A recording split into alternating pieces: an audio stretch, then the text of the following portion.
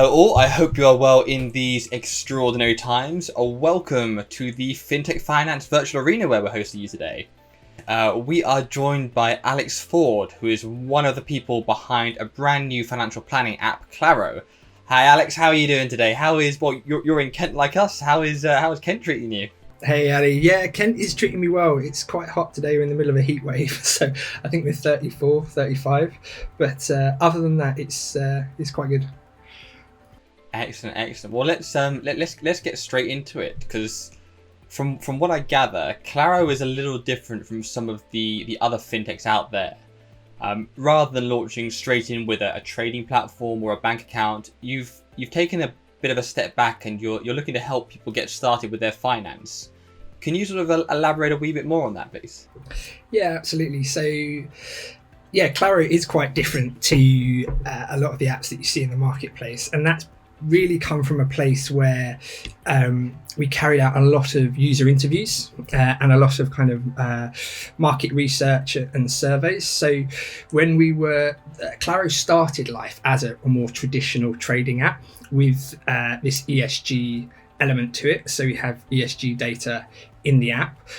But as we started to speak to more people about investing and saving and their finances, there was this repeated trend that kept coming up, and that was around learning about finances. So everybody, a phrase that we heard over and over again was, they don't teach you this stuff at school.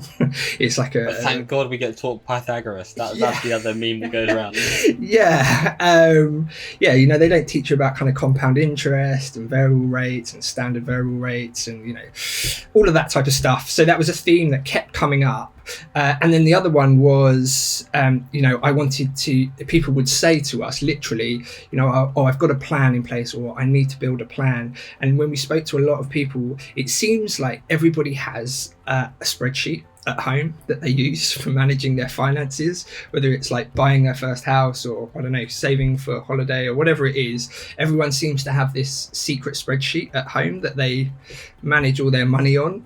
So as a team, we must have conducted over 24 user interviews face to face, and we conducted about 7 or 8 surveys. We reached about 30,000 people, and where we just kept hearing the same feedback. They don't teach you this stuff at school. I really need to learn about this. I've got a spreadsheet at home that I plan all my finances on. We just thought, why are we focusing on the execution end of like the investment space, which is where a lot of people are? Why don't we try and do something different and kind of actually build value and help people and try and build something that serves in that learning and that planning space? And that's what we're trying to do.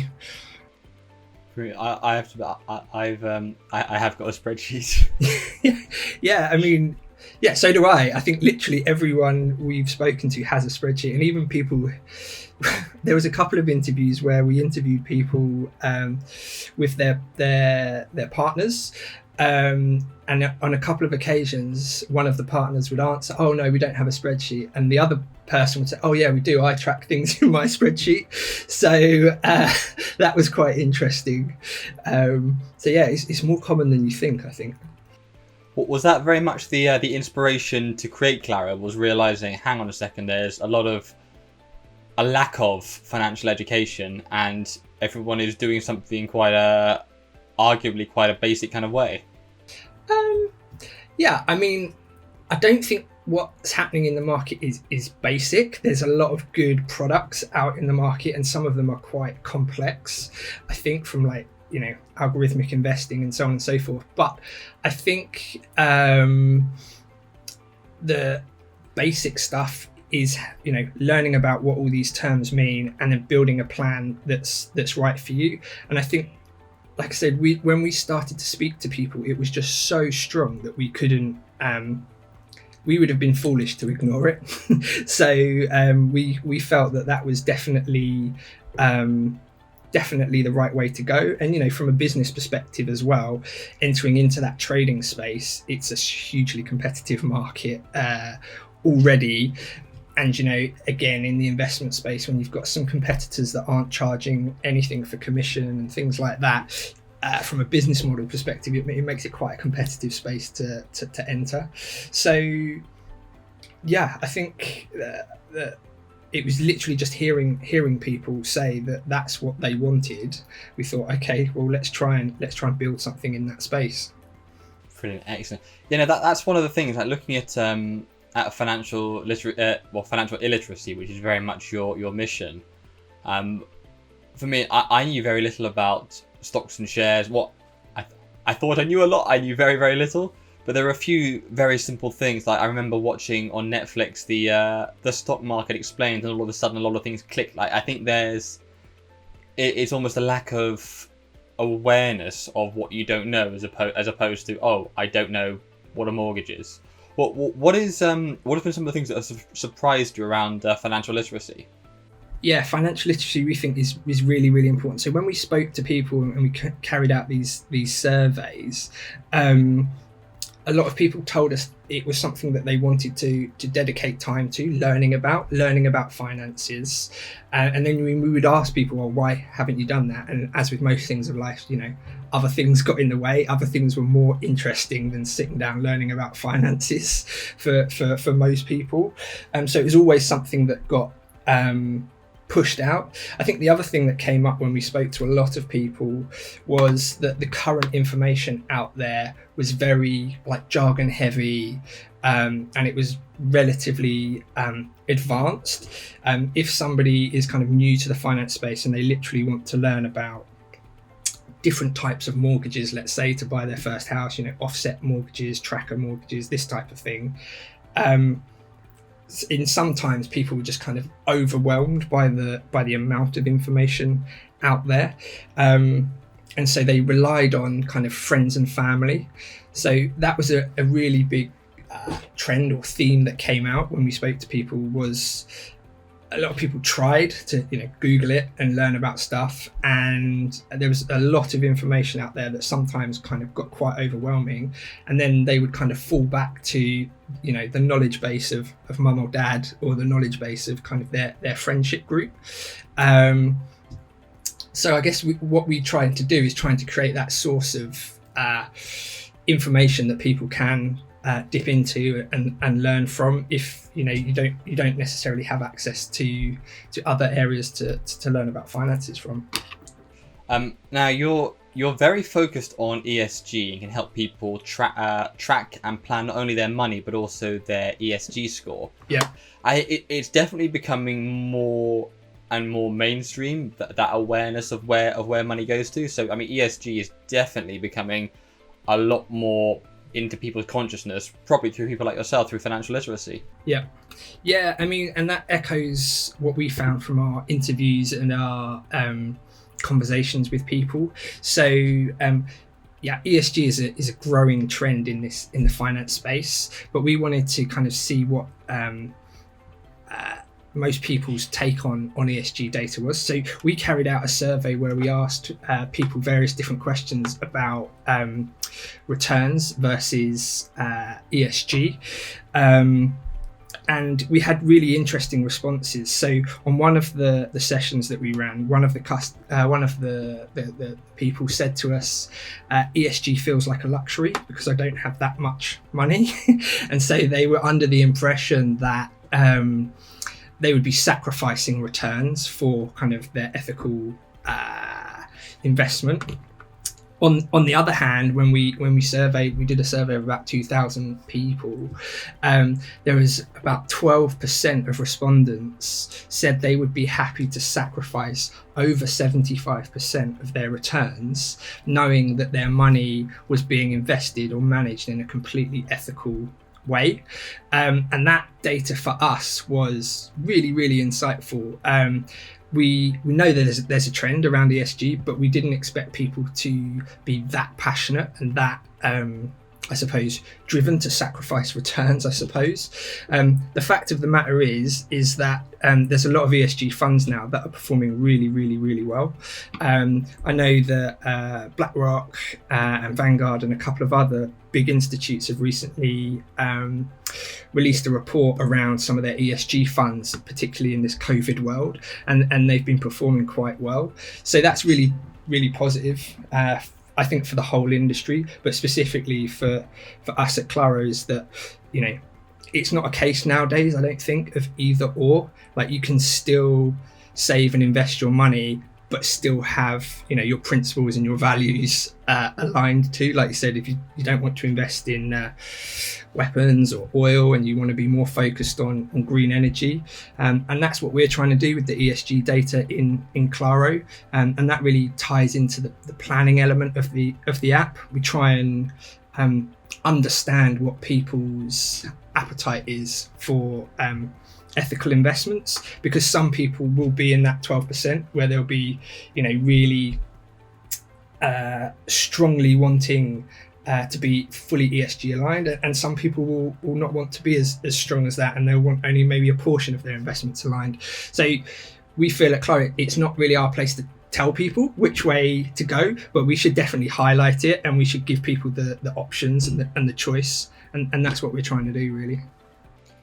With that in mind, and feel free to not answer this question. One of the things I always find fascinating about ESG is there is no sort of definitive score or definitive certificate, except for Islamic finance with Sharia compliance. Have you found that coming up again in some of the research done? Yes, so that's one of the biggest challenges for us at Claro, and I think for the industry as a whole, is that there isn't a centralized, standardized framework. So we actually wrote an article on this a few weeks ago.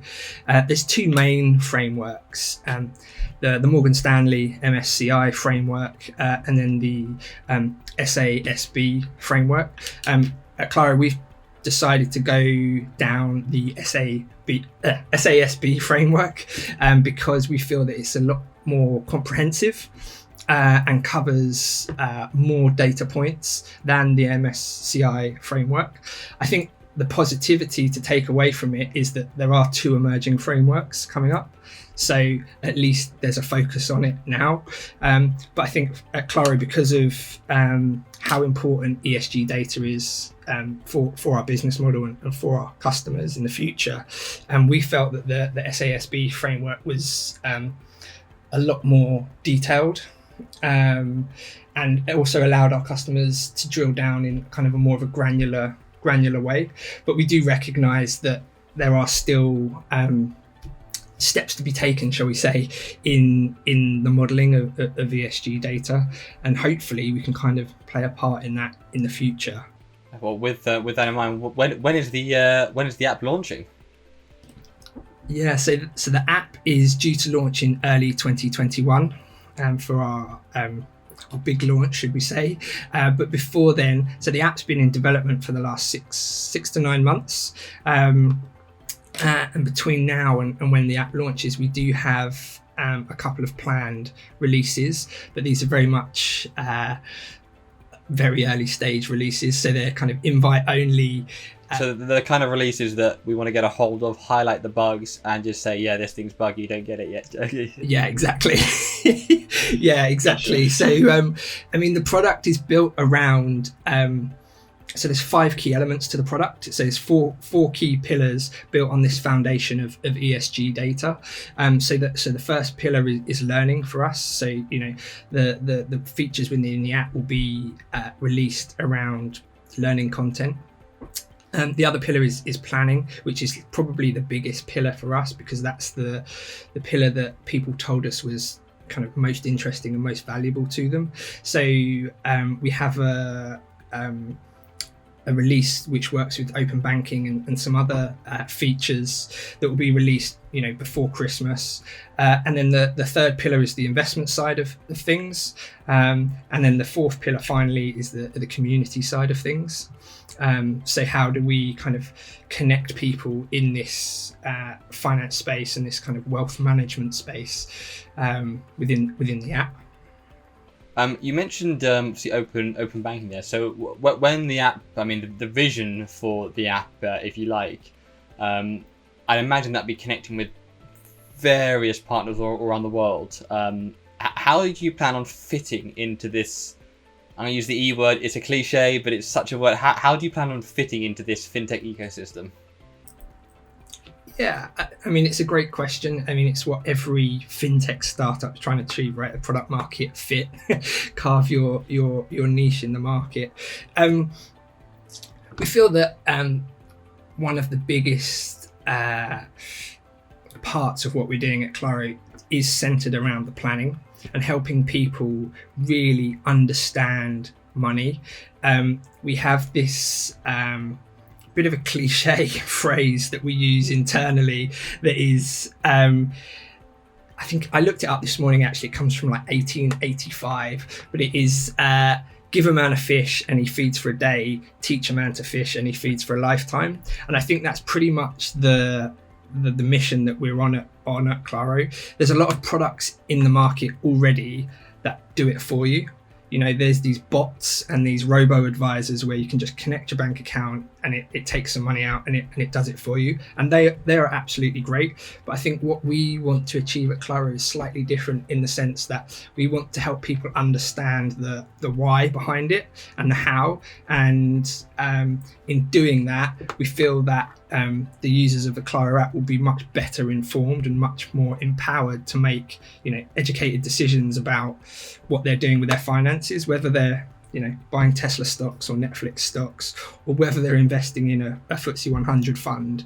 They're not just doing it because a robo advisor told them to. They understand, hopefully, some of the reasons behind it, and not only the understanding, which comes to the kind of the learning pillar of the app, but also it's suitable to their plan. So they've built a plan through the help of some of the features that are going to be released in the app, but they're also kind of constantly reviewing that. Maybe it's every quarter or once a year, whatever frequency works for people. And they understand that, you know, maybe at some times in my life, investing in individual stocks and shares might be a good option for me, but maybe at other times in my life, not so much, and there might be other funds.